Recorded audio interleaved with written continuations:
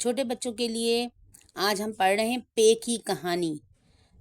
ताकि पे के नीचे 3 नुक्ते हैं, बच्चों को पढ़ना आए और जिस जिस जगह पे का इस्तेमाल हुआ है वो जगह मैं अंडरलाइन करवाऊंगी ताकि आपको पता चले कि पे से क्या क्या अल्फाज आ रहे हैं। तमाम बच्चे मेरे साथ फिंगर रख के पढ़िए ताकि हमें पे की कहानी से पे वाले अल्फाज पढ़ना आ जाएंगे। ठीक है, मेरे साथ साथ पढ़िएगा।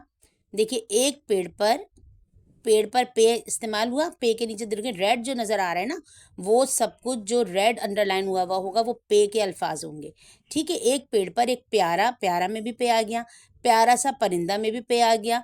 परिंदा रहा करता था, उसके सुर्ख रंग के पर थे और पेरे पर पे आ गया इसमें। और पीले रंग की चोंच, पीले रंग में भी पे आ गया। एक दिन वो अपने घोंसले में बैठा हुआ था कि उसने चूं चूं की आवाज़ सुनी।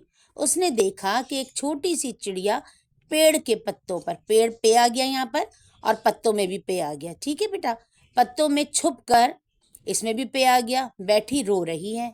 परिंदे ने पूछा, क्यों भी चिड़िया, आप क्यों रो रही हो? चिड़िया ने कहा, मुझे प्यास लगी है।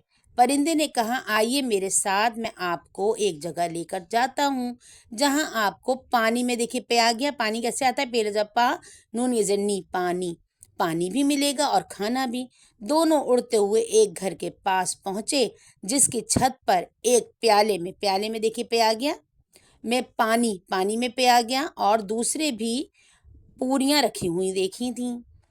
एक प्याले में पानी और दूसरे में पूरियां रखी हुई थीं।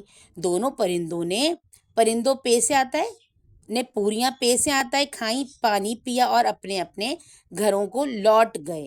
तो आज हमने क्या पढ़ी है? पे की कहानी। पे की कहानी से आपको पे वाले अल्फाज समझ में आएंगे और पे से आपको अल्फाजों की पहचान होगी।